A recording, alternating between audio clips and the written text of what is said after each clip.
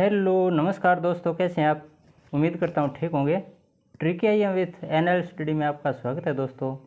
आज फिर से हाजिर हुए हैं लघुत्तम और महत्तम से संबंधित कुछ अन्य महत्वपूर्ण प्रश्न लेकर, लेकिन उनको समझने से पहले कुछ पंक्तियाँ मैं बोल रहा हूँ, इनके माध्यम से हम सफलता आखिर क्या होती है इनके बारे में समझने की कोशिश करेंगे कि सफलता तुम्हारा परिचय दुनिया से करवाती है। हाँ दोस्तों, सफलता तुम्हारा परिचय दुनिया से करवाती है, जबकि असफलता तुम्हें दुनिया का परिचय करवाती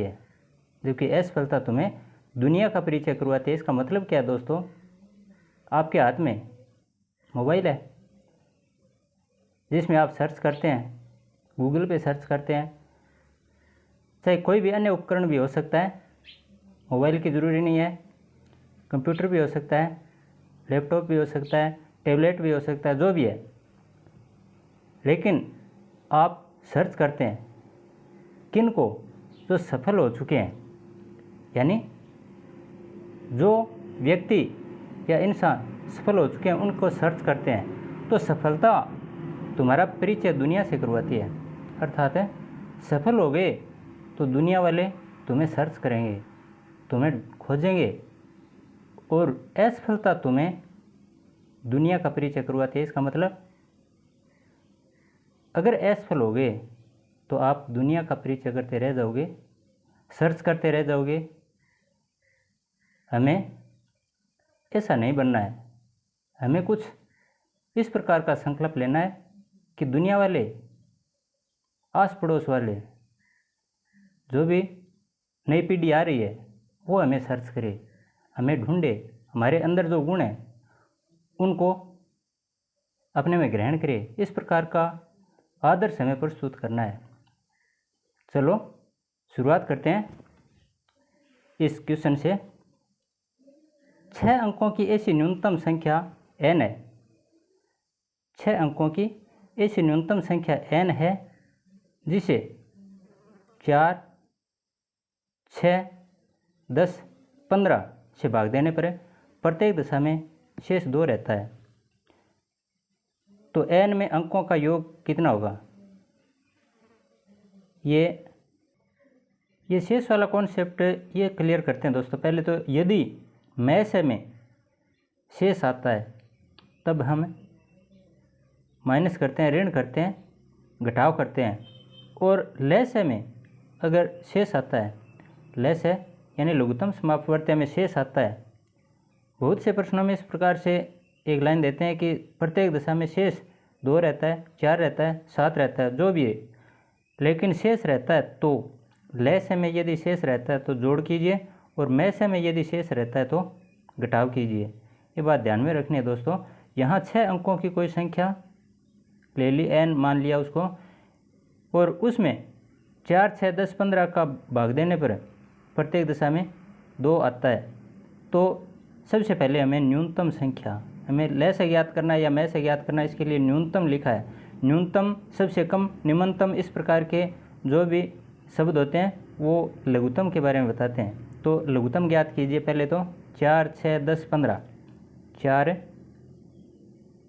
6, 10 और 15, इनका लघुत्तम ज्ञात करते हैं। कितना आता है? सबसे पहले 2 का भाग कितनी बार गया? 2 दूआ 4, 2 तिये 6, 2 पंजे 10 और 15 में जाता नहीं है। फिर 2 का 2 में एक बार, 3 में नहीं जाता, 5 में नहीं जाता और 15 में भी नहीं जाता। अब 2 का भी नहीं जाएगा किसी में। 1, 3, 5, 15 बचे हैं तो 3 का भाग लगाओ। 3 का 1 में नहीं जाता, 3 में एक बार और 5 में नहीं जाता, 15 में 5 बार। फिर 5 का भाग लगाओ। 5 का भाग 1 में नहीं जाता, 1 में नहीं जाता, 5 में एक बार और 5 में एक बार। अब इनका गुणा कर दो। 2 गुणा 2 गुणा 3 गुणा 5, 5 दिए 15, 15 दुआ 30, 30 दुआ 60। लय से कितना आ गया? बराबर है 60। ये हमारा लय से आ गया। अब प्रश्न दोबारा पढ़िए। 6 अंकों की न्यूनतम संख्या, 6 अंकों की संख्या है वो, 6 अंकों की सबसे छोटी संख्या कौन सी होती है? 6 अंकों की 1 2 3 4 5 6, यानी 1 के आगे शून्य लगा दो और फिर गिनती करो। 6 अंक बन जाएं तब रुक जाओ, वो तो होती है न्यूनतम यानी छोटी से छोटी संख्या। अगर बड़ी से बड़ी संख्या ज्ञात करनी होती है तो 9 को लिखो 6 बार।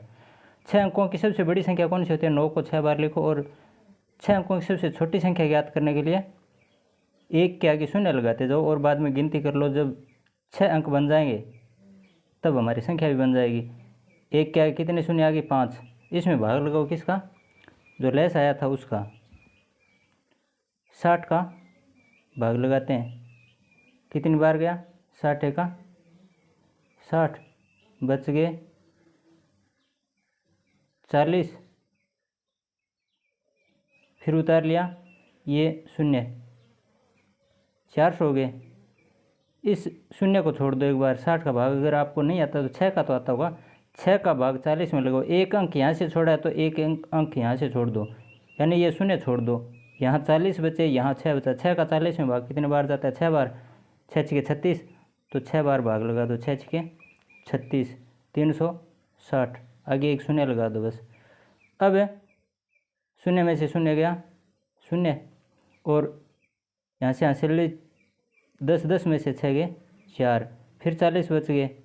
अब ये वाला शून्य उतार लेते हैं, 400 हो गए, भाग लगाओ। 6 छके 36, 360, बचे कितने? फिर 40 बचे, फिर एक शून्य और आ गया ये। 6 छके 36, 360, फिर क्या बचा? 40, फिर बच गए, लेकिन आगे कोई अंक नहीं बचा, आगे कोई संख्या नहीं बची है, तब हम यहाँ रुक जाएंगे। अब देखिए 40 शेष बचा है, लेकिन सवाल में लिखा है, प्रश्न में लिखा है कि लघुत्तम है ये, लेस है 60 है। तो लेस है अगर होता है तो उसका भाग पूरा पूरा जाता है हमेशा। तो लेस है तब होगा जब ये भाग पूरा पूरा जाएगा, और ये भाग पूरा पूरा जाएगा कब? जब ये संख्या कितनी होगी? ये 40 शेष नए बचे, यानी यहाँ 40 शेष नए बचने का मतलब 400 से ये बड़ी संख्या। इस शेष को पूरा करने के लिए यानी शून्य बनाने के लिए हम 6 तक पहाड़ा बोला था 60 का, अब 7 तक बोल देंगे। 6 7 42 अगर यहाँ हो जाते हैं, 6 तक बोला था पहले तब 360 आए, लेकिन शेष बच गया था कितना? 40। लेकिन हमें शेष बचाना नहीं है, पूरा पूरा करना है। इसके लिए अगर ऊपर 420 होते, यानी 6 7 42, यहाँ 420 होते और ऊपर भी 420 होते, तो ये शून्य बच जाता, यानी 47 तक। ये 7 तक भाग लगाते तो यहाँ शेष नहीं बचता कुछ भी, यानी 0। अब देखिए यहाँ शून्य कब 2 कब आएगा? 420 कब बनेंगे? अगर ये अंक हमने यहाँ ये वाला अंक है यहाँ 2 उतार लिया होता, इसको मत देखो एक बार आप इसको, हो सकता है इससे आपके समझ में ना आए। इससे अच्छा है कि 1667 ये आए हैं। दूसरे तरीके से बता रहा हूँ मैं। देखिए 5 का भाग लगाया 15 में, कितनी बार गया? 5 दिए 15, ऐसे तो होता है, शेष कुछ नहीं बचा। अब इस 3 का और 5 का गुणा करो, 3 पंजे 3 और 5 का गुणा कितना था? 15, और यहाँ कितना था? 15। पहले 15 में भाग लगाया, वो भागफल इनका गुणा करने पर भागफल और भाजक का गुणा भी यहाँ 15 आया है। तो इसी प्रकार से 1667 और 60 इनका गुणा करते हैं तो ये वाली बीच वाली संख्या आ जाएगी। तो मैं यहाँ 1667 का गुणा 60 से कर रहा हूँ, थोड़ा ध्यान से देखना।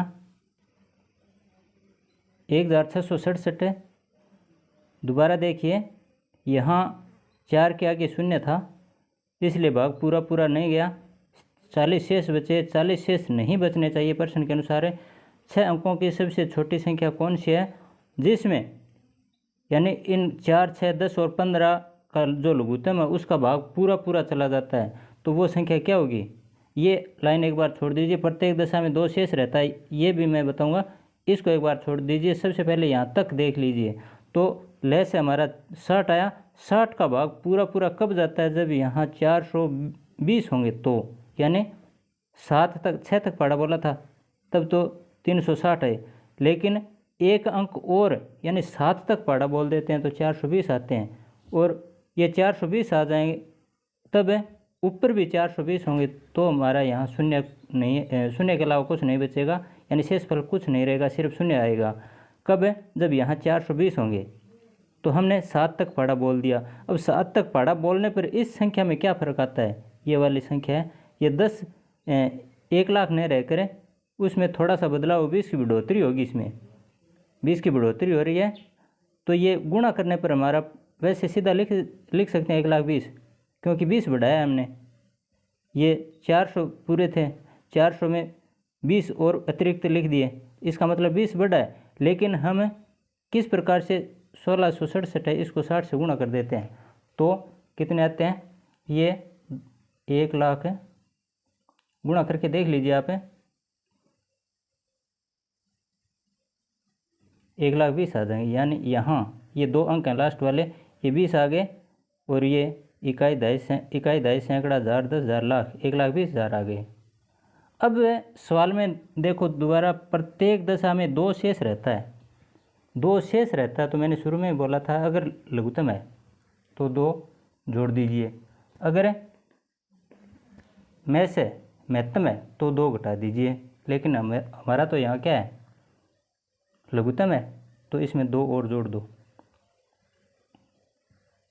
2 जोड़ने पर क्या आ गया, 2 2 0 0 0 1। अब प्रश्न में पूछा क्या है कि n में अंकों का योग, जो अंक हैं इनका योग करना है। अंकों का योग देखते हैं, 2 और 2 4 अंक कौन कौन से हैं, 2 है 2 है 0 है 0 है 0 है 1 है, इनका योग कीजिए, जोड़ कीजिए, 2 2 4 4 0 4 4 0 4 4 0 4 4 1 5, तो अंकों का योग कितना आ गया, 5। यही हमारा उत्तर होगा।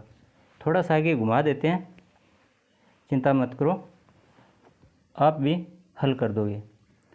चलो अगला प्रश्न देखते हैं। ऐसे प्रश्न हल करना जिसमें लय से मैं से दिया हुआ हो, ये तो मैं बता चुका हूँ वैसे आपको, सीधा सा सूत्र है, पहली संख्या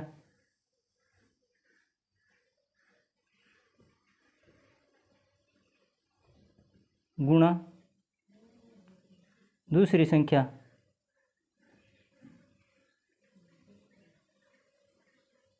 बराबर लय से गुणा में से, ये तो है। अब इस प्रश्न में देखिए, 2 संख्याओं का लय से 864 है, तो लय से 864 यहाँ लिख दिया, और उनका में से 144 है, यहाँ लिख दिया में से के नीचे 144, बीच में गुणा का निशान है, गुणा लगा दिया ये वाला, और यहाँ बराबर का निशान है, बराबर लगा दिया। यदि उनमें से एक संख्या 288 है, एक संख्या कोई भी, ये दूसरी संख्या ज्ञात करनी है, इसको छोड़ दो एक बार, दूसरी संख्या ये ज्ञात करनी है, पहली संख्या 288 है, तो यहाँ 288 लिख दो। दूसरी संख्या क्या है पता नहीं, ये हमें ज्ञात करनी है, x मान लो चाहे, सीधा लिख दो। अब ये दूसरी संख्या ज्ञात करने के लिए इसके पास जो भी संख्या होती है उसका बराबर की संख्या भाग लगा देते हैं, यानी सेकंड संख्या द्वितीय संख्या बराबर है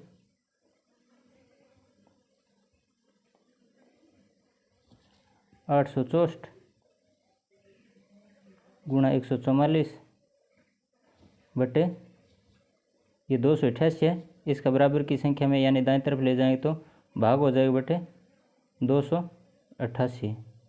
144 का भाग 288 में 2 बार जाता है, 144 का 144 2 288। 2 का भाग 864 में लगाओ, 2 चौके 8, फिर 6 में 2 तिये 6 और फिर 4 में 2 दुआ 4। ये हमारी दूसरी संख्या आ गई 432। अगला प्रश्न देखिए,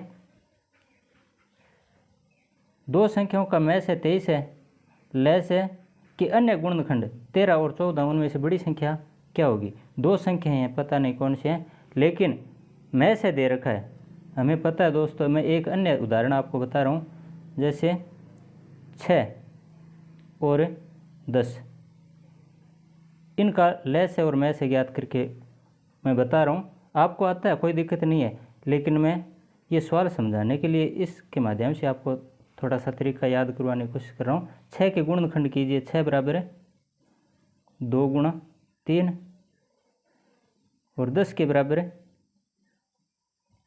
2 गुणा 5। ये गुणनखंड हो गए। अब इनका मैस है क्या होगा।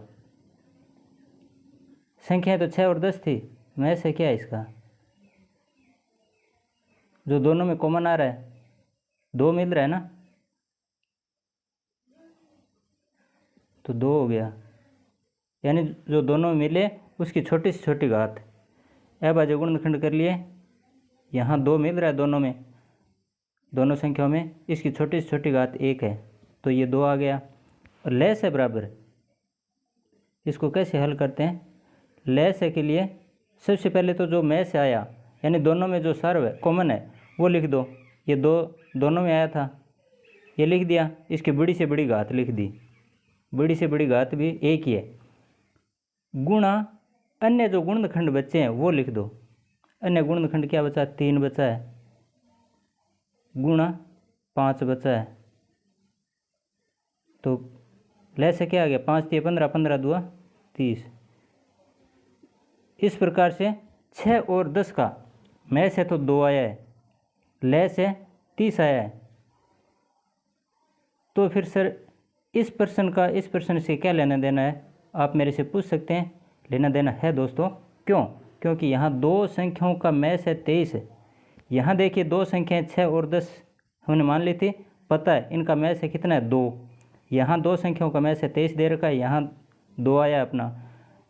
उनके लैस है, इनका लैस है क्या आया, जो भी है उनके लैस है कि अन्य गुणनखंड।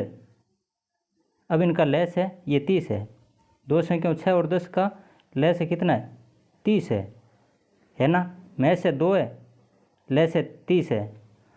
अन्य गुणनखंड 13 और 14 हैं। अपने इस प्रश्न में देखिए 30 को मत देखो एक बार आप, लैस है कि गुणनखंड 2 गुणा 3 गुणा 5 है, तो 2 तो हमारा मैस है था वही है, जैसे इसमें 23 दे रखा है, ठीक उसी प्रकार से यहाँ 2 मैस है था। तो एक तो 2 है, लेकिन अन्य गुणनखंड लैस है कि अन्य गुणनखंड कौन कौन से बचे, 3 और 5। तो इस प्रकार से अन्य गुणनखंड होते हैं, उनका मैस से गुणा करने पर हमारे पास 30 आए थे। तो लैस ज्ञात करने के लिए मैस को जो अन्य गुणनखंड होते हैं उनसे गुणा किया जाता है। यही बात मैं समझाने की कोशिश कर रहा हूँ कि यहाँ अन्य गुणनखंड 13 और 14 हैं, इनका गुणा किया जाएगा किसके साथ, मैस के साथ। 23 गुणा 13 गुणा 14, ये वाली बात आप समझ गए होंगे। मैं सीधा लिख रहा हूँ, मैस कितना है 23 गुणा अन्य गुणनखंड, हमें लैस ज्ञात करना है। दो संख्याओं का मैस तो दे रखा है, उनमें बड़ी संख्या क्या होगी, तो लैस ज्ञात कर लेते हैं। लैस क्या है 23 गुणा 13 गुणा 14, ये बात समझ में आ गई।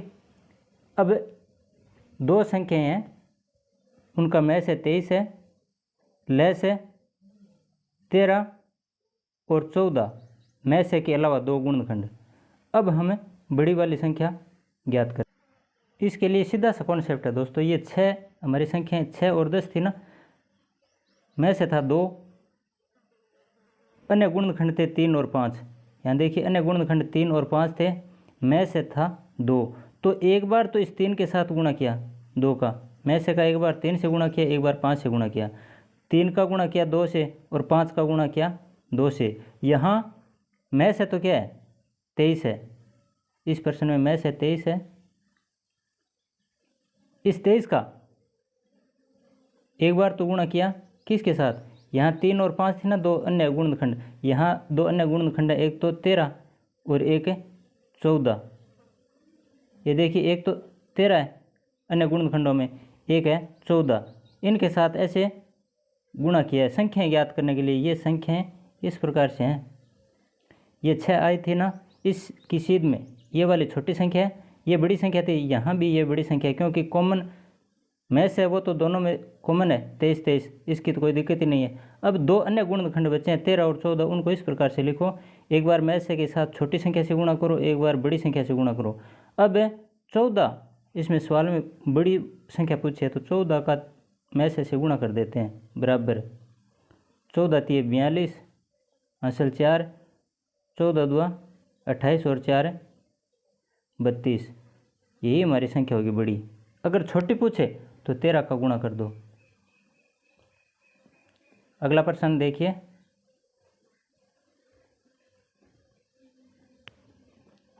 संख्याओं का लय से मैं से देकर लय से मैं से पूछा जाता है, लघुत्तम महत्तम, इनमें से कोई एक दे देते हैं, या तो लघुत्तम दे दिया या महत्तम दे दिया। अगर लघुत्तम दिया तो महत्तम पूछ लिया, अगर महत्तम दिया तो लघुत्तम पूछ लिया, किसी भी तरीके से। तब कैसे सवाल किया जाता है, जैसे ये 852 और 1491 दो संख्याएं हैं, इनका लय से इतना है तो मैं से ज्ञात करो। अभी जो हमने पीछे किए थे वही तरीका है, मैं से ज्ञात करना है तो मैं से गुणा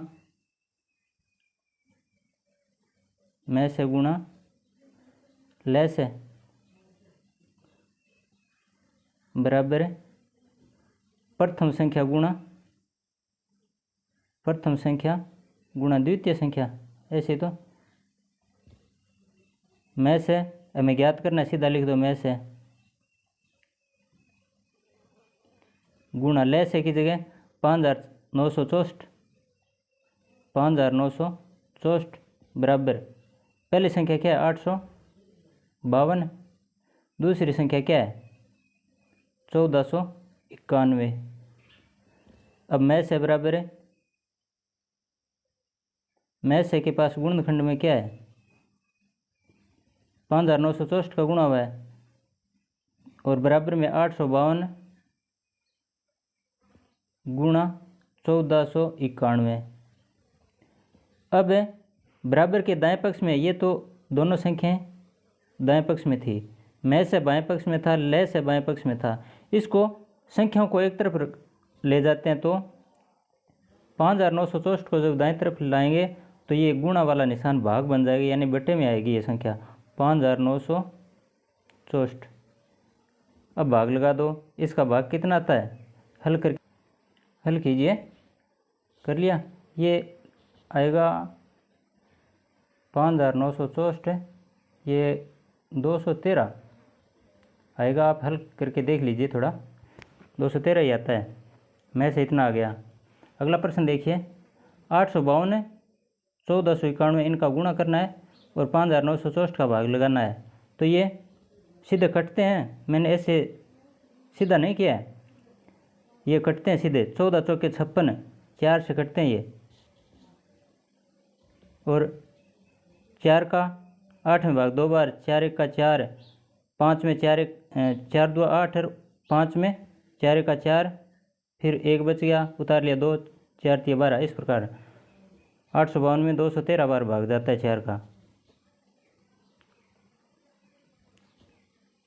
अगला प्रश्न देखिए, 2873 गुणा 5083 का मैं से 221 है, तो उनका लय से ज्ञात करो। लय से बराबर वही तरीका, अब तो आप वैसे एक्सपर्ट हो गए हैं। लय से बराबर है दोनों संख्याएं, इनका गुणा कर दो, 2873 गुणा 5083 बटे 221, इनका गुणा कितना आएगा 221 का भाग लगाओ, 221 एक का 221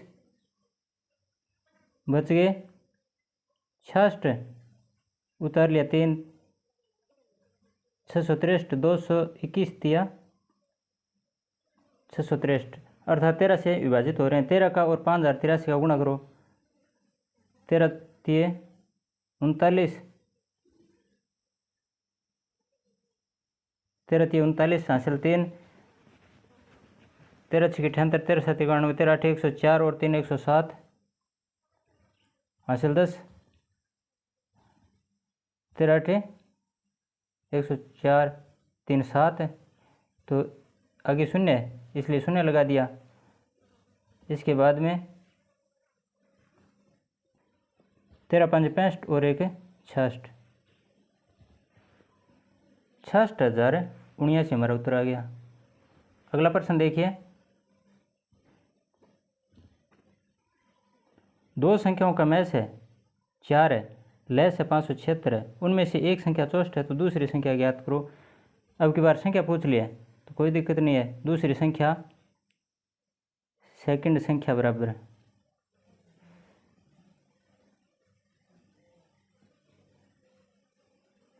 लैस है कितना, लैस है गुणा मैस है, चाहे 4 गुणा 576 लिख दो या 576 गुणा 4 लिख दो, बट्टे 64 ये कटते हैं, 16 चौके 64, 16 का इसमें भाग लगाते हैं, 16 तिया 48, बच गए 9, 16 छिकी 96 36, ये हमारा उत्तर आ गया। अगला प्रश्न,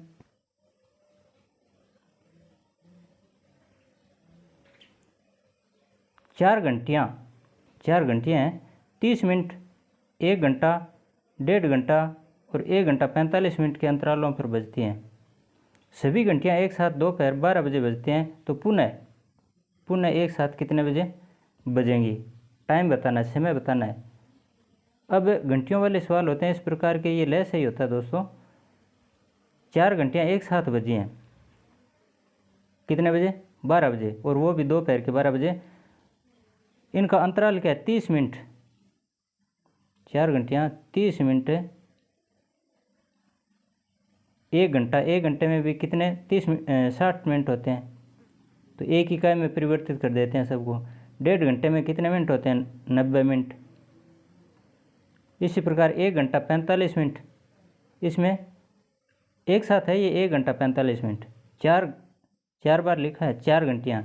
एक तो 30 मिनट 1 घंटी होगी, दूसरी 1 घंटा दूसरी घंटी होगी, तीसरी 1.5 घंटा तीसरी घंटी, चौथी घंटी 1 घंटा 45 मिनट। इस प्रकार 1 घंटा 45 मिनट में कितने मिनट होते हैं? 105। अब इनका लघुत्तम ज्ञात करते हैं। अब लघुत्तम आएगा वो क्या आएगा? मिनटों में आएगा। लय से मिनटों में होगा तो सबसे पहले इसमें 2 का भाग लगाते हैं। 2 का भाग कितनी बार गया? 15। 60 में 30 बार, 90 में 45 बार और 105 में पूरा भाग जाता नहीं है। बीच में कोमा लगा दो। आगे फिर 2 का भाग इसमें तो नहीं जाता, इसमें नहीं जाता, इसमें नहीं जाता, लेकिन 30 में जाता है तो 2 का भाग लगाओ। 15 में नहीं जाता, छोड़ दो। 30 में जाता है 15 बार। 45 में नहीं जाता तो छोड़ दो। 105 में भी नहीं जाता। अब नहीं जाता है तो 2 का भाग आगे मत लगाओ, 3 का लगाओ। फिर 3 का भाग 15 में 5 बार, 15 में 5 बार, 45 में 15 बार, 105 में 35 बार, 35 थी 105। फिर भाग लगाओ किसका? 3 का। 3 का 5 में नहीं जाता, 5 में नहीं जाता, 15 में 5 बार और 35 में भी नहीं जाता तो फिर किसका जाता है? 5 का जाता है। अब 5 का 5 में 1 बार, 5 में 1 बार, 5 में 1 बार, 35 में 7 बार। तो सर जी हमें तो अंत में 7 की जगह 1 लाना है, ले आओ। 7 का भाग लगा दो। 1 1 1 और 1 1 1 आ जाए अंत में, तब रुक जाओ। अब इनका गुणा करो। 7 पंजे 35, 35 थी 105, 105 थी 315, 315 दुआ 630, 630 दुआ 1260, तो कितने मिनट आ गए? लेस है बराबर है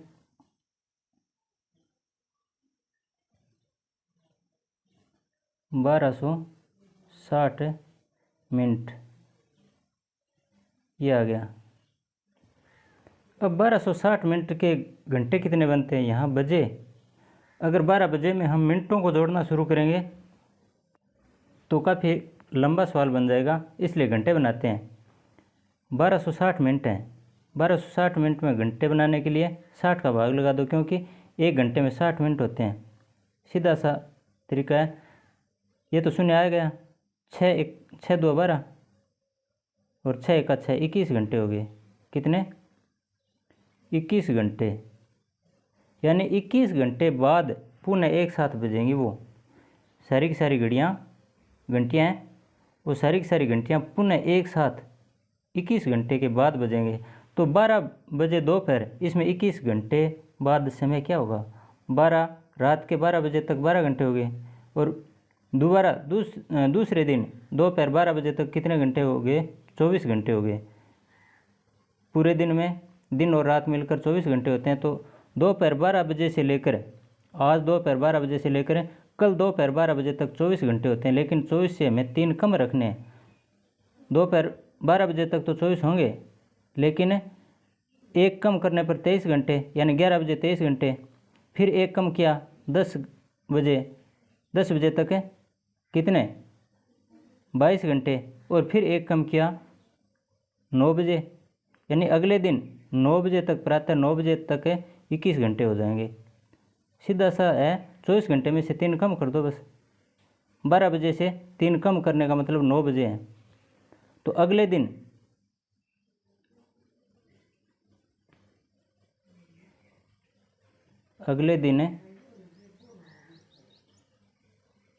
प्रातः है 9 बजे सारी की सारी घंटियाँ एक साथ बजेंगी। इस प्रकार से समय घंटियों वाला सवाल ज्ञात किया जाता है दोस्तों। अगला प्रश्न देखिए, ए, बी और सी किसी वर्तीय स्टेडियम के अनुदिश एक स्थान से एक ही समय एक ही दिशा में चलना प्रारंभ करते हैं। सेम उसी प्रकार का सवाल है जो घंटियों वाला किया था हमने। यदि ए एक चक्र 252 सेकंड में, बी एक चक्र 308 सेकंड में तथा सी एक चक्र 198 सेकंड में पूरा करता है, कितने समय बाद वे अगली बार पुनः प्रारंभिक बिंदु पर मिलेंगे? सीधा सा लय से ज्ञात करो। पुनः एक साथ घंटियाँ बजी थी तो वो लैस है। यहाँ पुनः एक साथ मिलेंगे दोनों तीनों, तो वो भी लैस है। सेकंड है ये 308, और क्या है? अच्छा 252 है पहले, चलो बाद में लिख दिया तो 252, 198,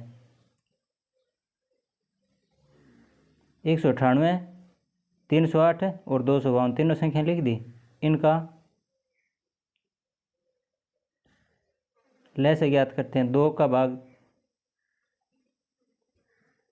154 बार, 126,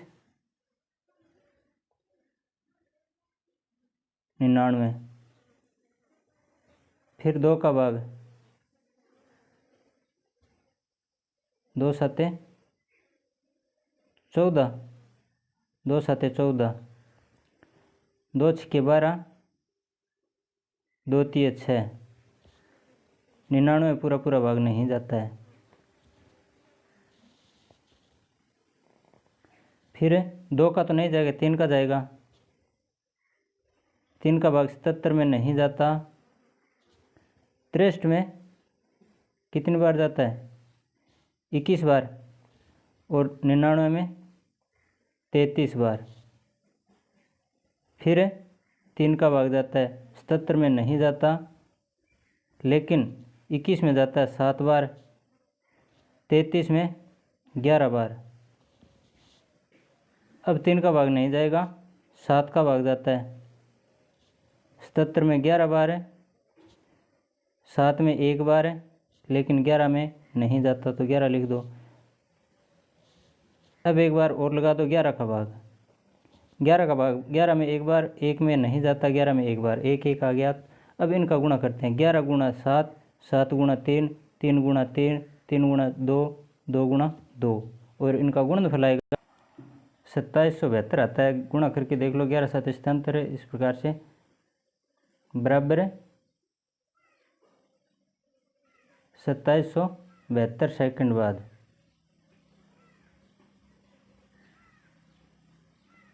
ये तो आगे सेकंड। अगर मिनट में बदलना है तो मिनट में बदल दो, 60 का भाग लगा दो, इसमें 60 का भाग लगाएंगे तो मिनट आ जाएंगे, क्योंकि 1 मिनट में 60 सेकंड होते हैं। भाग लगाने पर ये 6 चौके 24, 6 छक्के 36, 3 बच गए 37, 6 छक्के 36, 46 मिनट, और 72 में से 60 गए 12 सेकंड बाद, 46 मिनट और 12 सेकंड बाद ये हमारा उत्तर आ जाएगा।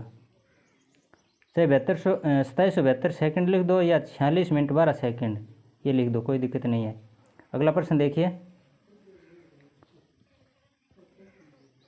10,000 के निकटतम वह संख्या जो 3 4 5 6 7 तथा 8 में से प्रत्येक द्वारा विभाजित होती है, वह संख्या क्या होगी? प्रत्येक द्वारा विभाजित होने का मतलब लेस है, लेस है ज्ञात करना है, और वो भी 10,000 के निकटतम, यानी 10,000 के चाहे ऊपर हो चाहे कम हो, नज़दीक होना चाहिए।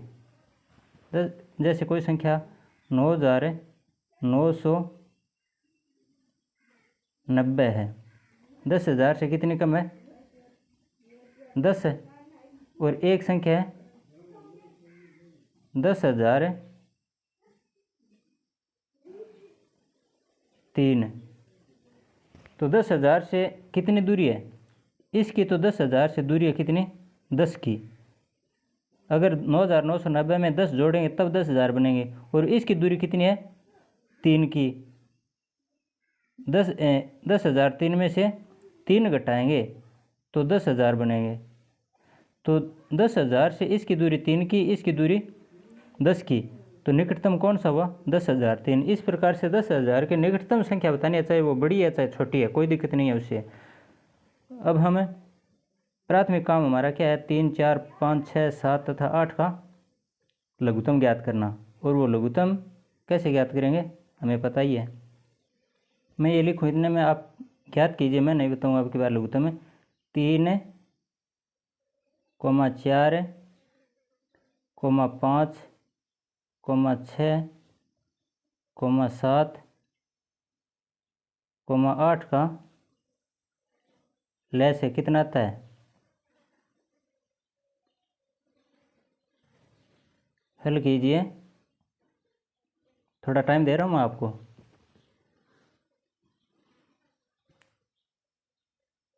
हो गया ना? ठीक, अभ्यास करना भी ज़रूरी है। चलो, 8 है 4, ये तो दोनों कॉमन आ रहे हैं, इस 6 में भी 2 है, अभाज्य संख्या 3 है 5 है 7 है, ये तो अभाज्य संख्याएँ हैं, और 4 8, इनमें से 2 गुणा 2 गुणा 2 यानी 2 की घात 3 आ रहा है यहाँ पर, और यहाँ 6 में 2 गुणा 3, ये भाज्य संख्या, ये भाज्य संख्या, ये भाज्य संख्या, लेकिन 4 का कोई महत्व नहीं है लेस है ज्ञात करने के लिए, क्योंकि 8 में समा चुका है, और ये 6 वाला 2 है वो भी 8 में समा चुका है, यहाँ सिर्फ 3 बचा है, ये 3, तो इस प्रकार इनका लेस है 21 चौका 84, 840। आप याद करके देख लीजिए, 840 आता है।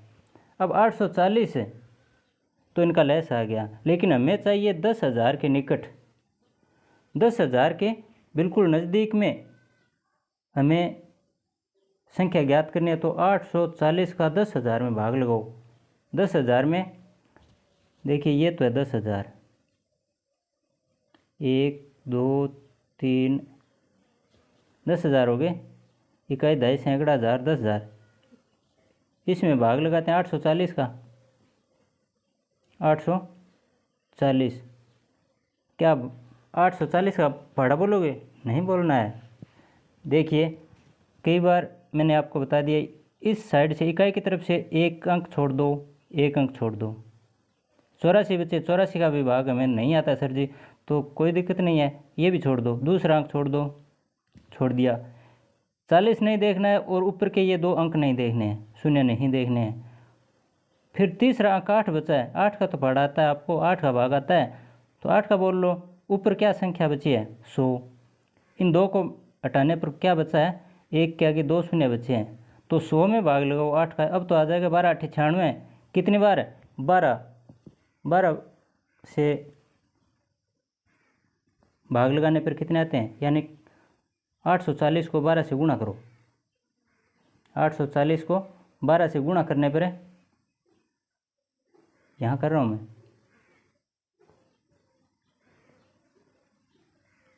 12 चौका 48, हासिल 4, 12 8 96 और 400। 10,080 आ गई ये संख्या। अगर हमने 12 से गुणा किया, 840 लेस है, कोई दिक्कत नहीं है, लेकिन वो संख्या 10,000 के निकट होगी, तो 840 का एक गुणज ऐसा लिखते हैं जो 10,000 तक हमारी जो 840 है इस संख्या को पहुंचा दे, और निकटतम होना चाहिए। अब ये देखिए निकटतम के लिए एक और भी हो सकता है, 11 भी हो सकता है। हमने 12 तक पढ़ा बोल लिया, तब 10,080 आए, 80 ऊपर चले गए हैं, तो 11 से गुणा करने पर क्या नज़दीक है आएंगे? देख लेते हैं। 840 का 11 से गुणा करके देख लो। 840 गुणा 11, या तो पढ़ा 11 तक बोलो या फिर 12 तक बोलो। 12 तक पढ़ा बोलने पर 10,000 से 80 ऊपर चले गए, तो 11 तक पढ़ा बोल लेते हैं। 11 0 11 11 चौके 44, हासिल 4 11 8 88 और 4 92, 9,240। ये तो बहुत छोटी संख्या रहेगी। 800, 10,000 से 760 कम रह गई है। कितने? 760 की दूरी है 10,000 से, जबकि इसकी दूरी कितनी है? 80 की। तो ये वाला उत्तर सही नहीं होगा, ये सही आएगा। हमारी संख्या क्या होगी? वो 10,080। समझ गए? अगला प्रश्न देखिए। 28 और 42 का लय से और में से किस अनुपात में होगा? लय से में से ज्ञात कर लो। 28 और 42 का लय से क्या आता है, में से क्या आता है? सीधा से 28 के गुणनखंड करो। 28 के गुणनखंड आते हैं 2 गुणा 2 गुणा 7, या 2 की घात 2 गुणा 7, लिख दिया। अब 42 के गुणनखंड आते हैं 2 गुणा 2, ये कितने आ गए? 7 दूआ 14, 7 दूआ 14, 14 दूआ 28, सही है। ये 42 के 2 गुणा 2 4, 4 का तो भाग जाता नहीं है 42 में, तो फिर यहीं रुक जाओ। 2 3 6 6 7 42, हाँ आ गया। 2 गुणा 3 गुणा 7, 7 21, 21 दूआ 42। यहाँ 2 की सबसे छोटी घात क्या है? 1, 7 की क्या है? 1, और 3 की, मैंने 7 को 7 के सीध में लिखा है, 3 की घात भी 1 है। तो ये तो आगे 42 के गुणनखंड, ये आगे 28 के। अब में से क्या होगा? में से बराबर है जो दोनों में समान रूप से आ रहा है 2 है, और 2 की छोटी से छोटी घात क्या है? 1 गुणा 7, अर्थात 7 दूआ 14। ये तो आ गया में से। लय से क्या होगा? जो मैथ आया था वो तो ठीक है पढ़ा है। 2 7 और क्या है? एक तो 2 है, एक 7 है, और क्या है? भाज्य संख्या 3 है। लिख दिए सारे गुणनखंड, अभाज्य गुणनखंड जितने भी हो सारे लिख दो। 2 लिख दिया, 3 लिख दिया, 7 लिख दिया। अब इनकी बड़ी से बड़ी घातांक होती है लैसे में, तो बड़ी से बड़ी घात 2 की क्या है? 2, ये वाली है ना। यहाँ पर 7 की दोनों जगह 1 ही है, 1। 3 की भी 1, गुणा कर दो। 2 की घात 2 का मतलब 2 गुणा 2 गुणा 7 गुणा 3 बराबर 2 2 4 7 21 21 2 42 42 2 84। अब प्रश्न में पूछा है, क्या पूछा है कि लय से अनुपात में से, ये क्या होगा? लय से पहले लिखो जैसा प्रश्न में लिखा है, लय से अनुपात में से, ऐसे पूछा है। तो लय से की जगह लय से लिख दो 84, हमारा क्या आया, ये लय से, और में से कितना आया 14। अब इनका अनुपात क्या होगा, दोनों डिवाइड हो रहे हैं किससे, 14 से, 14 1 का 14, 14 6 84, अर्थात 6:1, यही हमारा उत्तर होगा। इस प्रकार अनुपात में भी पूछ लेते हैं कई बार, लेकिन हमें क्या चिंता करनी, हमें तो आता है। अगला प्रश्न, और ये अंतिम प्रश्न है दोस्तों, दो संख्याओं का अनुपात। इसके बाद हमारी ये लय समय से संबंधित है प्रश्नावली लगभग कंप्लीट हो चुकी है। परीक्षा के नज़दीक दोबारा रिवीजन हम कर सकते हैं, लेकिन वैसे हमारा सिलेबस ये लगभग हो चुका है। अब दो संख्याओं का अनुपात 2:3 और लय से बेहतर है, तो मैं से ज्ञात करो। दो संख्याओं का अनुपात, दो संख्याएं दे रखी हैं, वो संख्याएं हम या तो सीधा मान लो 2x 3x, माना कि वो संख्याएं क्या है 2x और 3x, माना प्रथम संख्या, पहली संख्या 2x और दूसरी 3, अनुपात 3 दे रखा है तो 3x। यहाँ x क्यों लगा दिया, क्यों मान लिया हमने, एक जैसा अंक कोई भी रख सकते हैं, कोई दिक्कत नहीं होती है। अनुपात में 2:3 है, उसको समान संख्या से गुणा कर सकते हैं, 2 गुणा 100 3 गुणा 100 कर दो, कोई दिक्कत नहीं है। एक जैसा अंक होना चाहिए, एक जैसी संख्या होनी चाहिए, चाहे वो 100 है, चाहे x है, चाहे a है, चाहे m है, चाहे n, कुछ भी है। तो 2x गुणा 3x, इस प्रकार से ये पहली संख्या और दूसरी संख्या हमने मान ली। यहाँ दोनों में देखिए 2 नहीं मिल रहा है, दोनों में 3 नहीं मिल रहा है, क्या मिल रहा है x मिल रहा है, तो इसका मतलब में से क्या आ गया, इसका में से इन्हीं दोनों संख्याओं में देख लीजिए में से क्या है, में से बराबर है, दोनों में कॉमन क्या आ रहा है x, दिखाई दे रहा है ना हमें, x आ गया में से, और लय से सवाल में दे रखा है 72। तो अब जैसे हम पहले लिख रहे थे, पहली संख्या सूत्र के अनुसार पहली संख्या 2x गुणा दूसरी संख्या क्या है 3x, पहली संख्या गुणा दूसरी संख्या बराबर है में से गुणा लय से, में से कितना है x, ये तो है, गुणा लय से कितना है 72, ये वाला सूत्र अनुसार लिख दिया मैंने सारा मामला। अब दोनों तरफ है, यहाँ 2x का 3x से गुणा होगा और x का 72 से गुणा, दोनों तरफ एक जैसी कोई संख्या होती है, कोई अंक होता है, कोई चर का मान होता है, कोई बीजीय मान जो भी है, तो वो कट सकते हैं। इस x से ये x तो नहीं कटेगा, लेकिन इस x से ये x कट जाएगा, x से x काट दो, यहाँ क्या बचा 2 3 6x बराबर है 72, या x बराबर है, x का मान ज्ञात करना तो x के बराबर 72 है, इसमें भाग लगा दो किसका 6 का, कितनी बार जाता है 12 6 72, 72 किसका मान आया, इस x का मान आया, x क्या है, x हमारा ये में से आया था ना, दोनों में कॉमन आ रहा है, दोनों में एक जैसी संख्या क्या मिल रही थी x, तो ये x का मान 12 आ गया, अतः 20 में से, अतः में से बराबर 12 उत्तर आएगा। इस प्रकार से दोस्तों हमने ये लय से में से वाली प्रश्नावली भी पूरी करवा दी है। 2-3 बार इसका रिवाइजन कर लेना, आप रिवीजन कर लेना, और इसमें जो भी प्रश्न मैंने बताए हैं ये बहुत ही इंपॉर्टेंट, कोई किसी न किसी परीक्षा में आए हुए सवाल हैं, ये सीधे सवाल नहीं है।